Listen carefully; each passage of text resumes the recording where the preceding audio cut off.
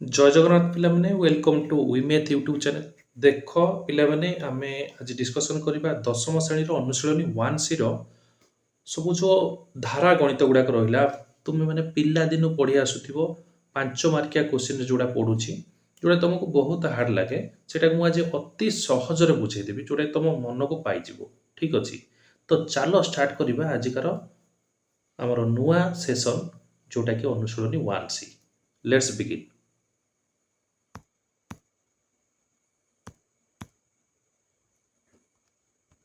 ଏଇ ଦେଖ ପିଲାମାନେ ତୁମର ପ୍ରଥମ କ୍ୱେଶ୍ଚିନ୍ ରହୁଛି ଦୁଇଟି ସଂଖ୍ୟାର ଯୋଗଫଳ 137 ଆଉ ସେମାନଙ୍କର ବିୟୋଗଫଳ 43। ତେବେ ସଂଖ୍ୟା ଦ୍ୱୟର ମାନେ ମାନ ନିରୂପଣ କର। ଠିକ୍ ଅଛି, ଦେଖ ପ୍ରଥମେ ତୁମକୁ ଦେଇଛି ଦୁଇଟି ସଂଖ୍ୟା 137 ସେମାନଙ୍କର ଯୋଗଫଳ। ତୁମେ ନେଇପାରିବ ଗୋଟେ ସଂଖ୍ୟାକୁ x ନେଇପାରିବ ଆଉ ଗୋଟେ ସଂଖ୍ୟାକୁ y ନେଇପାରିବ। ଏଇଟା ତ ସେ କହିଛି ଦୁଇଟା ସଂଖ୍ୟା କ'ଣ କ'ଣ ପଚାରିଛି। ଓକେ, ଗୋଟେକୁ x ନେଇଯିବ ଆଉ ଗୋଟେ y ନେଇଯିବ। ଯୋଗଫଳ ହୋଇଛି ମାନେ ପ୍ଲସ୍ କରିବ। ଯୋଗଫଳର ମୂଲ୍ୟ 137 ଦେଇଛି। ଆଉ ଗୋଟେ ବିୟୋଗଫଳ ସେମିତି ତୁମେ x - y କରିପାରିବ 43। ଚାଲ ହ୍ୱାଇଟ୍ ବୋର୍ଡ଼କୁ ଯାଇକି ଭଲସେ ବୁଝେଇବା। ତ ଦେଖ ଆକୁ ଆମେ ଧାରାରେ କେମିତି କରିବା ଦେଖ। ତ ପ୍ରଥମେ ତୁମେ ବହି କାଢ଼ିକି ରଖ। ସେ ବହିରେ କ'ଣ କ୍ୱେଶ୍ଚିନ୍ ଥିଲା ନା ପ୍ରଥମେ ଥିଲା ଆମର ସଂଖ୍ୟା ଦ୍ୱୟର ଯୋଗଫଳ। ଆମେ କ'ଣ କରିବା ସଂଖ୍ୟା ଦ୍ୱୟ ନେବା ପୂର୍ବରୁ ଲେଖିବା କ୍ୱେଶ୍ଚିନ୍ ନମ୍ବର 1 ଫାଷ୍ଟ ଲେଖିଦେଉଛି। ପୁରା ଟ୍ୟୁସନ୍ ଭଳିଆ ଆମେ କ୍ଲାସ୍ କରିବା, ଚିନ୍ତା ଟୋଟାଲ୍ ନେବାର ନାହିଁ, ପଇସା ଟଙ୍କାଟେ ବି ଖର୍ଚ୍ଚ କରିବାର ନାହିଁ। ଦେଖ ମନେକର ସଂଖ୍ୟା ଦ୍ୱୟ ଆମେ ଲେଖିଦେବା ମନେକର ସଂଖ୍ୟା ଦ୍ୱୟ କ'ଣ କ'ଣ x ଓ y। ଆମେ ଏମିତି ଲେଖିପାରିବା ସଂଖ୍ୟା ଦ୍ୱୟ x ଓ y। ତାପରେ ଲେଖିବା ପ୍ରଶ୍ନାନୁସାରେ, କାରଣ ଧାରା ଗଣିତ ଧାରା ଅନୁସାରେ ନ ଲେଖିଲେ ମାର୍କ କଟିଯିବ। ପ୍ରଶ୍ନାନୁସାରେ ସଂଖ୍ୟା ଦ୍ୱୟର ଯୋଗଫଳ ଆମେ ଆଉ ଲେଖିବାନି, ଆମେ ଲେଖିବା ଡାଇରେକ୍ଟ x + y। ଏହାର ମୂଲ୍ୟ କେତେ ଦେଇଥିଲା ପିଲାମାନେ 137। ୟାକୁ ଲେଖ ସମୀକରଣ I। ଦ୍ୱିତୀୟରେ ପୁଣି କ'ଣ ଦେଇଥିଲା ପୁନଶ୍ଚ ଆମେ ଲେଖିପାରିବା ପୁନଶ୍ଚ, କାରଣ ଆଉ ଗୋଟେ ୱାର୍ଡ଼ ଦେଇଥିଲା ଗୋଟେ ସଂଖ୍ୟା ଦ୍ୱୟର ବିୟୋଗଫଳ x - y। ତାର ମୂଲ୍ୟ କେତେ ଅଛି ପିଲାମାନେ 43। ୟାକୁ ସମୀକରଣ 2 ବୋଲି ଲେଖିଦେବା। ଆମେ କ'ଣ କରିବା ନା ଦେଖିବା xର ସହଗ ସମାନ ସମାନ ଅଛି ନା ନାହିଁ। xର ସହଗ କିଛି ନାହିଁ ବୋଲେ ଏଠି 1 ଅଛି, ଏଇଠି ବି କିଛି ନାହିଁ ବୋଲେ 1 ଅଛି। ଏଇଠି ବି ସେମିତି ଦେଖ yର ସହଗ 1 ଅଛି, ଏଇଠି ବି କିଛି ନାହିଁ ବୋଲେ yର ସହଗ 1 ଅଛି। ଦୁଇଟା ଯାକ ସହଗ ଯେତେବେଳେ ସେମ୍ ଥିବ ଆଉ ଏପଟେ ପ୍ଲସ୍ ଥିବ ଆଉ ଏଠି ଯଦି ମାଇନସ୍ ଥିବ ତେବେ ଆମେ ସମୀକରଣ ଦୁଇଟାକୁ ଯୋଗ କରିବା। କ'ଣ କରିବା ଯୋଗ। ଯଦି ଅଲଗା ଅଲଗା ଅଛି ଦେଖ ଏଠି ପ୍ଲସ୍ ଅଛି ଏଠି ପ୍ଲସ୍ ଅଛି, କିଛି ନାହିଁ ବୋଲେ ପ୍ଲସ୍ ଚିହ୍ନ ବୋଲି କୁହାଯାଏ, +1 +1। ତ ସମାନ ସମାନ ଚିହ୍ନ ଥିଲେ ସମୀକରଣ ଦ୍ୱୟକୁ ବିୟୋଗ କରାଯାଏ। ଆଉ ଅଲଗା ଅଲଗା ଚିହ୍ନ ଥିଲେ ଯେମିତିକି ଏଠି ପ୍ଲସ୍ ଅଛି ଏଠି ମାଇନସ୍ ଅଛି, ତ ସମୀକରଣଟାକୁ ଯୋଗ କଲେ ହେବ। ତ ଏଇଟା ଆମେ ଦୁଇଟା ଯାକ କରିପାରିବା। ଆମକୁ ସୁବିଧା କ'ଣ ହେବ ନା ପ୍ଲସ୍ ମାଇନସ୍ ଯଦି ଯୋଗ କରିଦେବା କଟିଯିବ। ତ ସେଥିପାଇଁ ଆମେ କ'ଣ କରିବା ସମୀକରଣ ଦୁଇଟାକୁ ଯୋଗ କରିବା। ସମୀକରଣ I ମିଶାଣ ଡବଲ୍ I କରିକି ଇମ୍ପ୍ଲାସ୍ ଦ୍ୟାଟ୍ ଦେଇଦିଅ। ଏଠି କ'ଣ ହେବ 1କୁ 1 ମିଶିଲେ ଆସିବ 2x ପ୍ଲସ୍ yକୁ ମାଇନସ୍ y ତ କଟିଯିବ। ତାପରେ ଏଇଟାକୁ ଏଇଟା ମିଶେଇବ କାରଣ ସମୀକରଣ ଦୁଇଟା ଯୋଗ କରୁଛ। ଓକେ, ତୁମେ କହିବ ସାର୍ ଏଇଠି କ'ଣ ପାଇଁ ଯୋଗ ହେଲାନି, ଆରେ ଏଇଠି ମାଇନସ୍ ଅଛି ପରା, ପ୍ଲସ୍କୁ ମାଇନସ୍ ଯୋଗ କଲେ କଟିଯିବ ଅଲୱେଜ୍, +y - y କଟିଗଲା। ଦେନ୍ ଆସିଲା 7 3 10, 0 ରଖିଲେ ହେଲା 1 3 1 4 4 8, ଇଏ 1 ଓହ୍ଲେଇଲେ 180। ଆମେ ଯଦି 2 ସେପଟକୁ ନେବା ଏଇଟା ଗୁଣନ ହେଇକି ଥାଏ, ସେପଟକୁ ଗଲେ କ'ଣ ହେବ ପିଲାମାନେ ନା 2 ହରଣ ହେବ। ମନେ ରଖ ଏଗୁଡ଼ା ସବୁ ବେସିକ୍ ମ୍ୟାଥ୍ ଗୁଡ଼ାକ। ଗୁଣନ ସେପଟକୁ ଯାଇକି ହରଣ ହେଇଥାଏ, ହରଣ ସେପଟକୁ ଗଲେ ଗୁଣନ ହେଇଥାଏ, ମିଶାଣ ସେପଟକୁ ଗଲେ ଫେଡ଼ାଣ ହୋଇଥାଏ, ଆଉ ଫେଡ଼ାଣ ସେପଟକୁ ଗଲେ କ'ଣ ହୋଇଥାଏ ମାଇନସ୍। ପୁରା ବେସିକ୍ରେ ବି କହିଦେଲି ଯେଉଁମାନେ ଜାଣୁନଥିବ। ଠିକ୍ ଅଛି, ତ 2 9 18ରେ କଟିଗଲା ଆଉ 2 0 0। ଏକ୍ସର ମୂଲ୍ୟ କେତେ ଆସିଲା ନା 90 ଆସିଲା। ନା ପ୍ରଥମ ସଂଖ୍ୟା ଆମର ପଳେଇ ଆସିଲା ଯେଉଁଟାକି ପଚାରିଥିଲା। ଦ୍ୱିତୀୟ ସଂଖ୍ୟା କାଢ଼ିବା ପାଇଁ କ'ଣ କରିବା ନା ଏ ଏକ୍ସର ମାନଟାକୁ ଆମେ ସମୀକରଣ Iରେ ପ୍ରୟୋଗ କରିବା। ଠିକ୍ ଅଛି, ତ ବର୍ତ୍ତମାନ ଲେଖିବା ଏକ୍ସର ମାନକୁ ହେଲା କ'ଣ କରିବ ନା ଏକ୍ସର ମାନକୁ ସମୀକରଣ Iରେ ପ୍ରୟୋଗ କଲେ।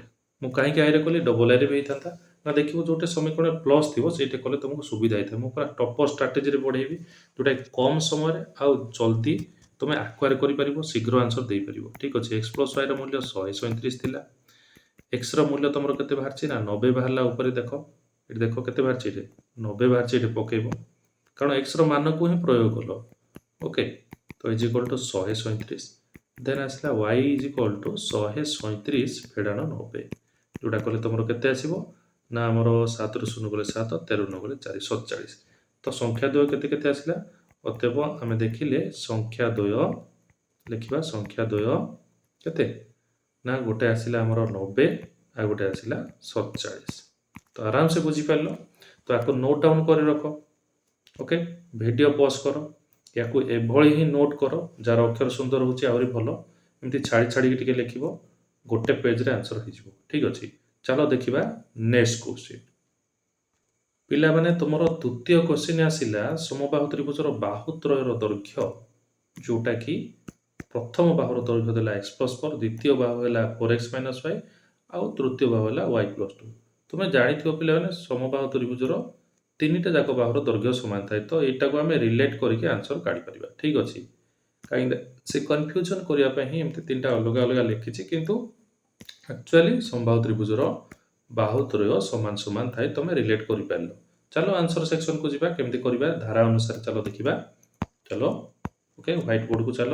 ୟେସ୍, ବର୍ତ୍ତମାନ କ୍ୱେଶ୍ଚିନ୍ ଦେଖ ତମେ। ତ ଟିକେ କ୍ୱେଶ୍ଚିନ୍କୁ ବହିରେ ଫୋକସ୍ କର। ଦ୍ୱିତୀୟ ନମ୍ବର କ୍ୱେଶ୍ଚିନ୍ ଦେଇଥିଲା ତୁମକୁ ସମବାହୁ ତ୍ରିଭୁଜର ବାହୁତ୍ରୟ। ଏଠି ସବୁ ଦେଇଦେଇଛି, ତ ଏଇଟା ମନେକର କିଛି ନେବା ଦରକାର ନାହିଁ। ତ ଆମେ ଲେଖିବା, ଆମେ ଜାଣୁ, କ'ଣ ଲେଖିବା ନା ଆମେ ଜାଣୁ, ଆମେ ଜାଣିଛେ ସମବାହୁ ତ୍ରିଭୁଜର ବାହୁତ୍ରୟ ସମାନ। କ'ଣ କ'ଣ ସମାନ ନା ସମବାହୁ, ଟିକେ ଲିଖିଦେବା ଟିକେ ପୁରା। ଓକେ, ଲେଖିବା ଠିକ୍ସେ, ସମବାହୁ ତ୍ରିଭୁଜର, ଓକେ, ସମବାହୁ ତ୍ରିଭୁଜର ବାହୁତ୍ରୟ ସମାନ। ଏଇଟାକୁ ପ୍ରଥମେ ଲେଖିବ, ବାହୁତ୍ରୟ ସମାନ। ଠିକ୍ସେ ନ ଦେଖାଗଲେ ମୋ କଥାକୁ ଶୁଣ, ଲେଖିଦିଅ। ଓକେ, ସମାନ ଏତିକି ପ୍ରଥମେ ଲେଖିବ, ନ ଲେଖିଲେ ମାର୍କ କଟିବ। କ'ଣ କ'ଣ ଲେଖିପାରିବ ନା ବାହୁତ୍ରୟ ସମାନ ମାନେ ତାକୁ ଆମେ ସମାନ କରିକି ହେଲେ ଦେଖାଇଦେବା। ପ୍ରଥମ ବାହୁ ଥିଲା x+4, ଦ୍ୱିତୀୟ ବାହୁ ଅଛି ଆପଣଙ୍କର 4x - y, ତୃତୀୟ ବାହୁ ଅଛି ତୁମର y+2। ଏତିକି ଲେଖିପାରିବା। ଆମେ କ'ଣ ନା ସବୁବେଳେ ସହ ସମୀକରଣ ବନେଇବା। ଏଠି ସମୀକରଣ କିଛି ବନା ଯାଇପାରେନି, ତ ସମୀକରଣ ପ୍ରଥମେ ଆମକୁ ବନେଇବାକୁ ପଡ଼ିବ। ତ ଦେଖ, ତୁମେ ଚାହିଁଲେ କ'ଣ କରିବ, ସହଜ ସହଜ ଦୁଇଟା ନେଇପାରିବ। x+4କୁ ତୁମେ y+2 ସହିତ ସମାନ କରିପାରିବ ନା ନାହିଁ? ହଁ ସାର୍ କରିପାରିବ, କାରଣ ଦେଇଛି କ୍ୱେଶ୍ଚିନ୍ରେ। ତ ଧରାଯାଉ ବୋଲି ଏଠି ଲେଖିବାକୁ ପଡ଼ିବ। ଧରାଯାଉ, ମନେକର ନେବନି, ମନେକର ଅଜଣା ଜିନିଷ ନେଇଥାଏ, ଏଠି ନିଆଁ ହେଲା, ତ ଏଥିପାଇଁ ଧରାଯାଉ ଲେଖିଲେ ବହୁତ ସୁନ୍ଦର। ତ x+4ର ମୂଲ୍ୟକୁ ଆମେ ଧରିନେଲେ y+2, ଏଇଠୁ ଆମେ ଗୋଟେ ସମୀକରଣ ବନେଇବା। ପ୍ଲସ୍ y ଏପଟକୁ ଆଣିକି -y କର, ଆଉ +4 ସେପଟୁ ନେଇକି -4 କର। ଓକେ, ତ x - yର ମୂଲ୍ୟ କେତେ ବାହାରିଲା ନା 2ରୁ 4 ଗଲେ ରହିଲା -2। ୟାକୁ ସମୀକରଣ I ବନେଇଲେ। ପୁଣି ଆମେ ସମୀକରଣ ଡବଲ I ବନେଇବା। କେମିତି ବନେଇବା ନା ସେକେଣ୍ଡଟାକୁ ଥାର୍ଡ଼ଟା ନେଇଯିବା। ଫାର୍ଷ୍ଟଟାକୁ ଥାର୍ଡ଼ ଯେମିତି ନେଲେ ସେମିତି ସେକେଣ୍ଡଟାକୁ ଥାର୍ଡ଼ ବି ନେଇପାରିବା। ଓକେ, ଏବଂ କରିକି ଲେଖିବ ଟିକେ, ଏବଂ ଫାର୍ଷ୍ଟ ଧରିନେଲେ, ପୁଣି ସେକେଣ୍ଡ ଥର ଯେତେବେଳେ ଧରିନେବା ଆଉ ପୁନଶ୍ଚ ଧରାଯାଉ ବୋଲି ଲେଖିବନି, ତାକୁ ଲେଖିବ ସେକେଣ୍ଡଟାକୁ ଥାର୍ଡ଼ଟା ବୋଲି ଲେଖିଦେବ। ସେକେଣ୍ଡଟା କ'ଣ ଅଛି ନା 4x - y ଅଛି, ଆଉ ଥାର୍ଡ଼ଟା ଅଛି ତୁମର y+2। ୟାକୁ ଆମେ ସଲ୍ଭ କରିବା। ଓକେ, y ଏପଟକୁ ଆଣ, 4x - y ପ୍ଲସ୍ y ଏପଟକୁ ଆସିଲେ କ'ଣ ହେଇଯିବ ନା -y ହେଇଯିବ, =2। ତ 4x - y ମିଶିଲେ -2y ହେବ। ତୁମେ ଦେଖ, ଯଦି ମାଇନସ୍ର କାଲକୁଲେସନ୍ ଆସୁନି ପିଲାମାନେ, ତୁମକୁ ମୁଁ ବୁଝେଇ ଦେଉଛି। ଦେଖ, -2 ଅଛି, ଏଠି -1 ଅଛି। କେମିତି ମିଶାଇବା? ଏଇଟା ମାଇନସ୍ର ମିଶାଣ, ଯେମିତି +2 ଆଉ +1 ମିଶିଲେ 2 + 1 +3 ହେଉଛି, ସେମିତି ମାଇନସ୍ ମାଇନସ୍ ମିଶିଲେ 2 + 1 -3 ହେବ ଏଠି। ଓକେ, ତ ଏଇଟାକୁ ମାଇନସ୍ର ମିଶାଣ କୁହାଯାଏ। ଦୁଇଟା -1 -1 ମାନେ -2y ହେଲା। -1y -1y 2y ହେଲା, =2। ଓକେ, ତ ଏଇଟାକୁ ଆମେ ଦ୍ୱିତୀୟ ସମୀକରଣ ନେଇପାରିବା। ଓକେ, ବର୍ତ୍ତମାନ ଆମେ କ'ଣ କରିବା ନା ଆମେ ଅପସାରଣ ପ୍ରଣାଳୀ ଆପ୍ଲାଏ କରିବା। ଦେଖ, ଏଇ ସମୀକରଣ ପ୍ରଥମ ସମୀକରଣରେ ତୁମର ଥିଲା x ପାଖର ସହଗ 1 ଥିଲା, ଦ୍ୱିତୀୟ ସମୀକରଣ xର ସହଗ 4 ଅଛି। ତୁମେ କ'ଣ କରିବା, ଦୁଇଟାକ ସହଗକୁ ଆମେ ସମାନ ସମାନ କରିବା। ଓକେ, ତ ଏଇଠି କ'ଣ କରିବା ନା 4 ଗୁଣିଦେବା, ଆଉ ଏଇଠି ଯେଉଁ ସହଗ ଅଛି, ଏଇଠି ଯେଉଁ ସହଗ ଅଛି ନେଇକି ଏଇଠି ଗୁଣିଦେବା, ଆଉ ସେଇଠି ଯେଉଁ ସହଗ ଅଛି ଆଣିକି ଏଇଠି ଗୁଣିଦେବା। ହେଲା, ତ ଲେଖିବା ଆମେ ସମୀକରଣ I ଗୁଣନ, ୟାର ସହଗ କେତେ ଥିଲା 1, କିଛି ନାହିଁ ମାନେ 1 ଅଛି, ମନେ ରଖୁଥିବୁ। xର ଅର୍ଥ ହେଉଛି 1x, ତ ଏଇ 1ଟାକୁ ଆଣିକି ସମୀକରଣ Iରେ ଗୁଣିବା। ଏଇ ସମୀକରଣ ଡବଲ Iରେ କେତେ ଅଛି, 4 ଅଛି, 4 ନେଇକି ସମୀକରଣ Iରେ ଗୁଣିବା। ଠିକ୍ ଅଛି, ୟାର ସହଗ ଏଇଟା ଗୁଣିବା, ତାର ସହଗ ଡବଲ Iରେ ଗୁଣିବା। ତ ଦେଖ, 4 ଗୁଣି ଦିଅ, 4 1 4x, ଦେନ୍ 4କୁ ଏଇ yରେ ଗୁଣିଲେ -4y, ଚିହ୍ନ ସହିତ ଗୁଣିବ, ମାଇନସ୍ ଥିଲେ ମାଇନସ୍ ଲେଖିବ। ମାଇନସ୍କୁ ମାଇନସ୍ ପକାଇ ଦିଅ, 4 2 8y, 8 ହେଲା। या लिखिदेव तुम समीकरण तृतीय। नेक्स्ट कौन कर समीकरण 4 बनवा। समीकरण 4 बनवाई डबल आई केते गुणा ना यार सग मु प्रथम कही यार सग जो 1 अच्छी ताकू आणिकी आम ये गुणा। तो 1 चौ 4x 1 दुगुणे 2y 1 दुगुणे 2 ये जमती सेमती रहा। समीकरण आई भी करके लिखत। बर्तमान कौन कर मुझे पूर्व क्वेश्चन रे जब समीकरण रे दीटा जाकर चिन्ह सेम सेम जदि अच्छी ताहले देखो किसी ना बोले +4 बोली धर दी जाक समीकरण रे एक्स रो चिन्ह देख कौन अच्छी प्लस अच्छी ये प्लस अच्छी कि माइनस माइनस था ना प्लस प्लस था सेम चिन्ह जदि अच्छी समीकरण को माइनस करा जाए टिके नोट करके तुम लिख सेम चिन्ह थे समीकरण को आम माइनस करवा डिफरेंट चिन्ह थे समीकरण को आम प्लस करवा सर्टकट लिखिद। तो ये आम समीकरण को कहीं माइनस करा तुम्हें भी जानीदेल। ओके तो समीकरण ट्रिपल आई को आई भी आम माइनस करवा माइनस कले कौन हम ना जो सब चिन्ह अच्छी तार चिन्ह सब परिवर्तन करवा जदि प्लस चिन्ह अच्छे आम माइनस करवा माइनस थे प्लस करवा प्लस अच्छी मैंने किसी ना बोले शुण तो पचार सार किसी तो चिन्ह नहीं कि प्लस पकेल ना किसी चिन्ह ना बोले से प्लस चिन्ह प्लस चिन्हर तुम जो माइनस कर चिन्ह चेंज होकर प्लसटा चेंज हो माइनस हो ठीक अच्छे। देख प्लस 4x फेडाण तुम जो कर देख ये चिन्ह देखनी तल चिन्ह से देख तो माइनस कले तल चिन्ह देखिए plus 4x minus 4x कटिगला -4y यहाँ +2y।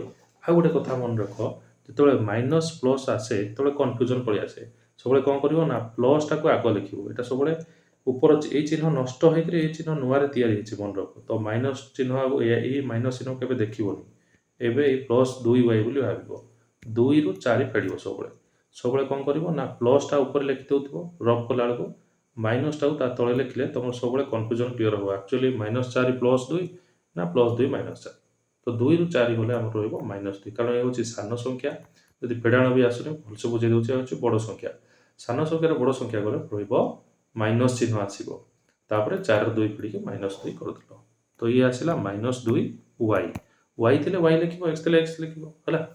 तो यहाँ सेमती -2 आ -8 मुझे माइनस फेड़ाण बतई दीटा माइनस कौन हो ना माइनस मिशाण हम माइनस माइनस माइनस 8 2 10 को माइनस मिशाण कहते ठीक अच्छे। तो y इज इक्वल टू -10/-2 कहीं आम -2 को डायरेक्ट सेफ्ट नहीं हरण करवा खाली 2 की नहीं हरण करनी -2 को नहीं हरण कर माइनस माइनस कटिगला 2 5 10 माने y मूल्य केते आसला 5 पिले माने। तो y मूल्य को कौन कर तुम ना एबे इक्वेशन आई रे प्रयोग कर इक्वेशन आई कौन थी भल से देखी दियो x - y is equal to -2 थिला। तो ये आम लिखा कौन लिखा ना y रो मान को समीकरण आई रे प्रयोग कले समीकरण आई रे प्रयोग कले। तो समीकरण आई तुम कौन थी ना x - y is equal to के तुम ना थिला -2 थिला। Okay x - y is equal to -y थिला देखि नियो तुम समीकरण आईटा x - y is equal to थिला केते -2 है।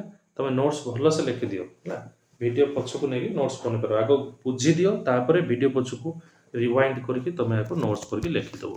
तो x - y is equal to -2 ये आम y रो मान को प्रयोग करवा लिखचे ना ये y बोली। तो y रो मान ये जो 5 बाहर ये पकई दियो है x - 5 इज इक्वल टू -2 तापर लिख x इज इक्वल टू -2 ए -5 आर पटू गले कौन हम पे ना +5 कहते माइनस प्लस कनसेप्ट आसिले सब बड़े आग प्लस टाक लिखुव ता तले माइनस टाक लिखुव। ए देख बड़ संख्या आसला यहाँ ये आसला सान संख्या बड़ संख्यार सान संख्या गले के माइनस आसो प्लस आसो 5 ରୁ 2 गले 3 होगा। तो आंसर आसला आमर 3 है। तो एक्स मूल्य के आसला 3 आ वाई मूल्य आसला 5। आमको कौन कही क्वेश्चन ना आमको क्वेश्चन कही समबाहु त्रिभुजर बाहुर दैर्घ्य स्थिर कर है। तो कौन कही सी समबाहु त्रिभुजर बाहुर दैर्घ्य स्थिर कर तुम समबाहु त्रिभुजर बाहु कौन थी पे मैंने ना प्रथम आगे देख अतएव लिखा समबाहु त्रिभुजर बाहु समबाहु टिके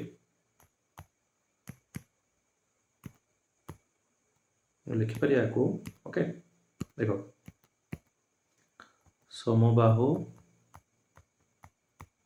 त्रिभुजर ବାହୁର ଦୈର୍ଘ୍ୟ ଦେଖ ସବୁ ବାହୁ ତ୍ରିଭୁଜ ତ ସବୁ ବାହୁ ସମାନ, ସେଥିପାଇଁ ଆମେ ସହଜଟାକୁ ଫାଷ୍ଟ ନେଇଯିବା। ଦେଇଥିଲା x+4 ବୋଲି, ପ୍ରଥମ ବାହୁ ଆଗ x+4 ଦେଇଥିଲା, ଏଇଟା କାଢ଼ିଲେ ସୁବିଧା ହେବ। ଡାଇରେକ୍ଟ xର ମୂଲ୍ୟ କେତେ ନେଇଥିଲା, xର ମୂଲ୍ୟ ବାହାରିଛି ଆମର 3 ଆଉ ଇଏ ହେଉଛି 4, 3 4 ମିଶିଲେ କେତେ ଆସିଲା 7 ସେମି ହେଲା। ତମେ ଚାହିଁଲେ ଅନ୍ୟ ବାହୁ ଯେଉଁ ଦେଇଥିଲା ଯେମିତିକି 4x - y ତାର ଭ୍ୟାଲୁ ପକେଇଲେ ବି ସିଏ 7 ଆଗ ଆସିବ। ଦେଖିବ ଦେଖ x ଜାଗାରେ ଯଦି 3 ପକେଇବ 4xର ଅର୍ଥ ହେଉଛି 4 ଗୁଣ x, ତ x ଜାଗାରେ ଯଦି ତମେ 3 ପକେଇବ 4 3 କେତେ ହେଇଗଲା 12, yର ମୂଲ୍ୟ କେତେ ଥିଲା, yର ମୂଲ୍ୟ ଥିଲା ତମର 5 ଥିଲା। ଓକେ, 12ରୁ 5 ଗଲେ 7 ଆସୁଛି କି ନାହିଁ ପିଲାମାନେ, ତମେ ଯେଉଁଟା କଲେ ବି ବାହାରିବ। ତମେ ସେ ତେଣୁକରି ସହଜଟା ନେଇଯାଅ, ସହଜଟା ନେଲେ ଜଲ୍ଦି ବାହାରିବ। ତ ଏଇଟା ମୁଁ ବତେଇବି କି କେତେ କମ୍ ସମୟରେ ତମେ କ'ଣ କ'ଣ ନେଲେ କମ୍ ସମୟରେ ଆନ୍ସରଟା କାଢ଼ିପାରିବ। ଠିକ୍ ଅଛି, ଅଧିକ କନଫ୍ୟୁଜନ୍ ହେବା ଦରକାର ନାହିଁ। ତ ଚାଲ ଦେଖିବା ପିଲାମାନେ ନେକ୍ସଟ କ୍ୱେଶ୍ଚିନ୍। ନେକ୍ସଟ ଦେଖ ପିଲାମାନେ, ତମକୁ ଦେଇଛି 3 ନମ୍ବର କ୍ୱେଶ୍ଚିନ୍। 3 ନମ୍ବର କ୍ୱେଶ୍ଚିନ୍ କ'ଣ ଅଛି ନା ABCD ଗୋଟେ ଆୟତ ଚିତ୍ର। ଆମେ ଗୋଟେ ଆୟତ ଚିତ୍ରଟେ କାଟିଦେବା। ଆୟତ ଚିତ୍ର କ'ଣ ଥାଏ, ABCD ଲେଖିଦେବା ସେ ଯେମିତି କହିଛି। ABଟାକୁ ଦେଇଛି 3x + y, BCଟାକୁ ଦେଇଛି 3x + 2, ଆଉ CDଟାକୁ ଦେଇଛି ଏଠୁ ଏତିକି ଯେଉଁଟା CDଟାକୁ ଦେଇଛି 3y - 2x, ଆଉ ADଟାକୁ DAଟାକୁ ଦେଇଛି y + 2। ତ ଏବେ କ୍ଲିୟରଲି ବୁଝିପାରିଲ। ଦେଖ ଏଇଟା କ'ଣ ସମୀକରଣ ସମାନ ସମାନ କରିବ ନା ADର ବାହୁର ମୂଲ୍ୟ ତୁମେ ଜାଣିଛ ଆୟତ କ୍ଷେତ୍ରରେ BCର ବାହୁର ସହିତ ସମାନ ହେବ, ସେମିତି ABର ମୂଲ୍ୟଟା CD ସହିତ ସମାନ ହେବ। ଆୟତ ଚିତ୍ର ବିପରୀତ ବାହୁର ଦୈର୍ଘ୍ୟ ସମାନ ଥାଏ। ୟାକୁ ନେଇକି ଆମେ ସମୀକରଣ କରିବା ଆଉ ଆନ୍ସର କରିବା। ଚାଲ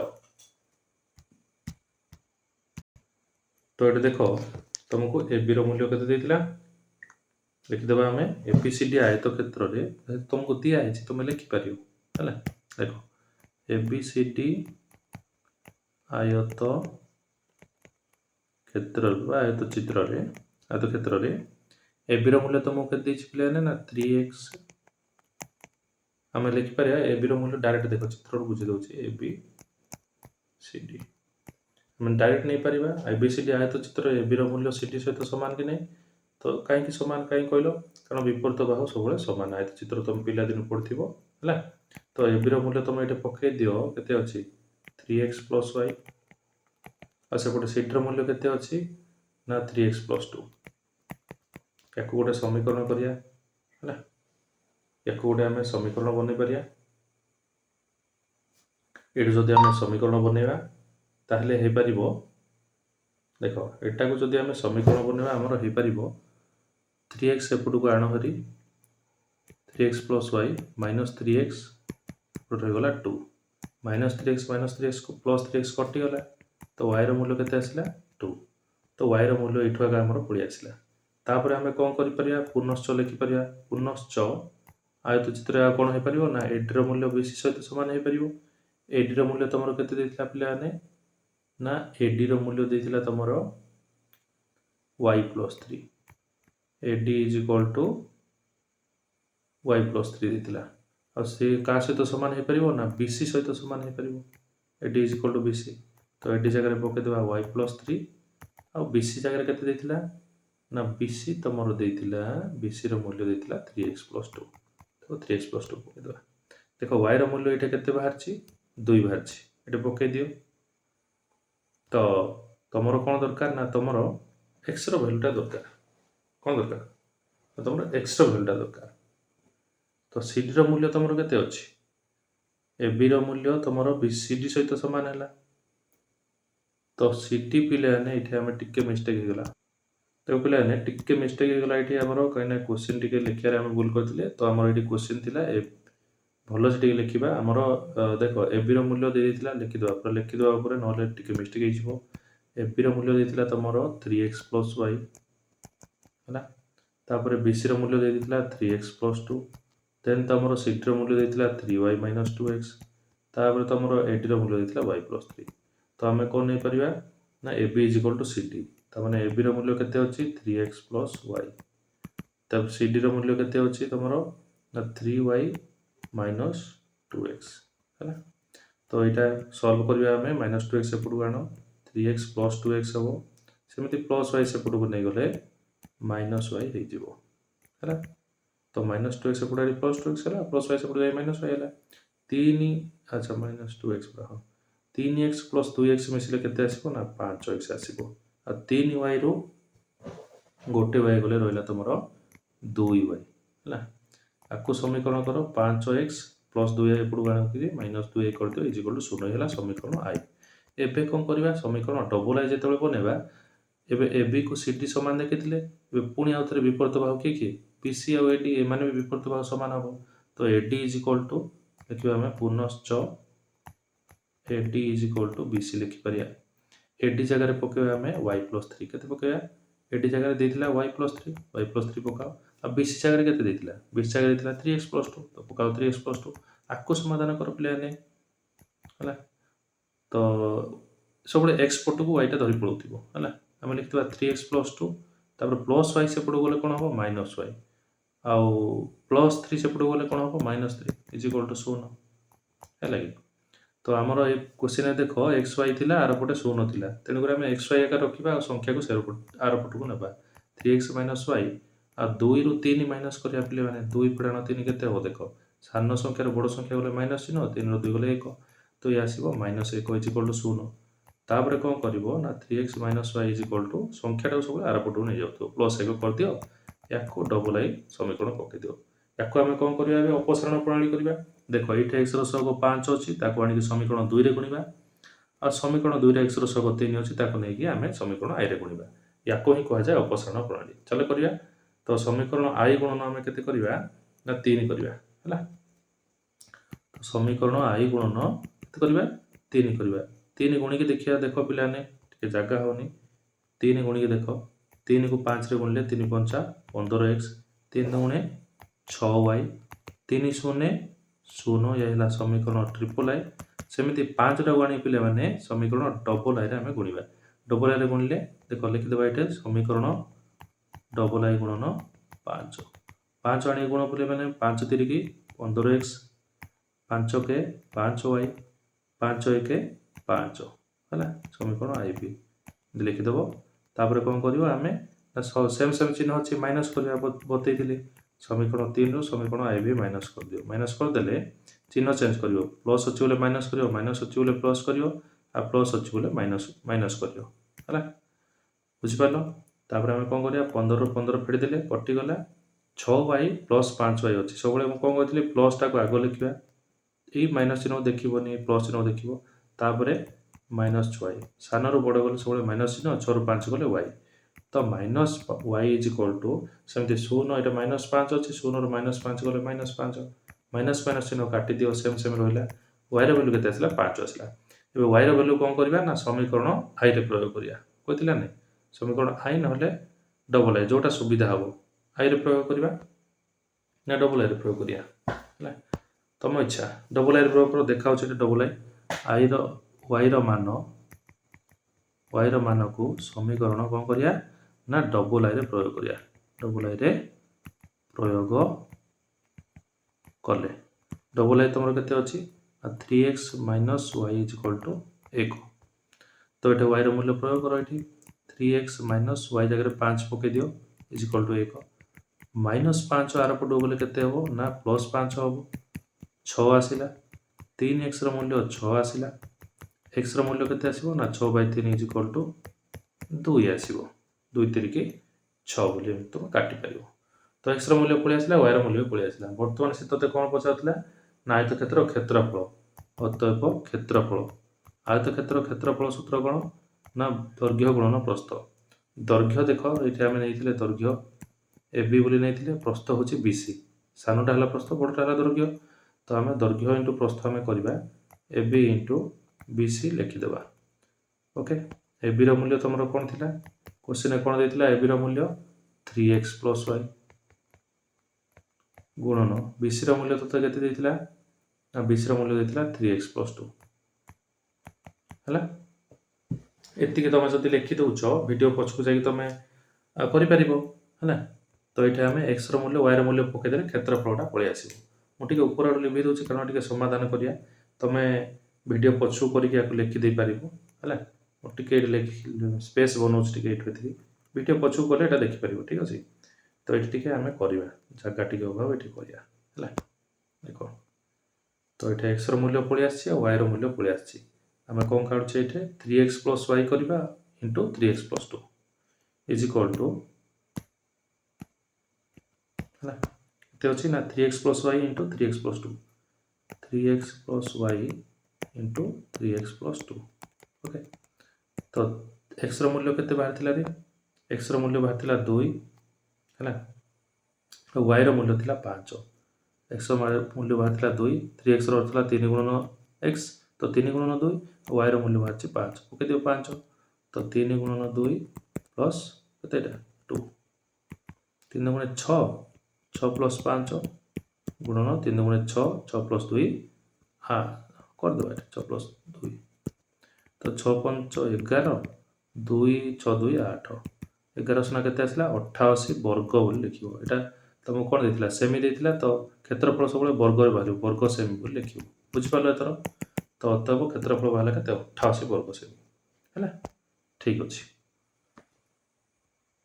देख बहुत परिश्रम कर बनाऊँगी दिन को 2टा क्वेश्चन हो 3टा क्वेश्चन हो जहाँ भी पढ़ाऊँगी नोट डाउन करके रख बहुत हेल्पफुल हम ट्यूशन टाइप बुझाऊँ तुम दिन को 100टा मैथ करा दरकार दिन को 3टा मैथ को भलसे प्रैक्टिस कर निहाती भाव में तुम स्कोर इम्प्रूवमेंट हम मुझे सब क्वेश्चन अच्छी आग को कैलकुलेशन स्पीड करके अधिक किना सारीदेवी तो तुम वेरीड हेनी तुम वीडियो जदि सतरे पसंद आसे तुम सांग मान सहित कथा चैनल टाइम सब्सक्राइब कर आ मत रिक्वेस्ट कर कि कंटेंट आने जोटा कि तुमको बहुत हेल्पफुल हो पार जदि वीडियोटी तुमको हृदय सतरे पसंद लगे पिलाने गोटे लाइक कर दियो अरे सार बोली भाविक देखुच सार गोटे गुरु दक्षिणा हेनी तुम लाइक कर दियो आ सब्सक्राइब कर दियो तो भेटिबा अन्य क्लास रे जोटि कि आमे लगभग 15 नंबर जाए आम कभर करदेबा 2 दिन भितर सारिबा ठीक अच्छे तो जमी कथा देली सेमती कथा रखी टिल देन कीप वाचिंग जय जगन्नाथ।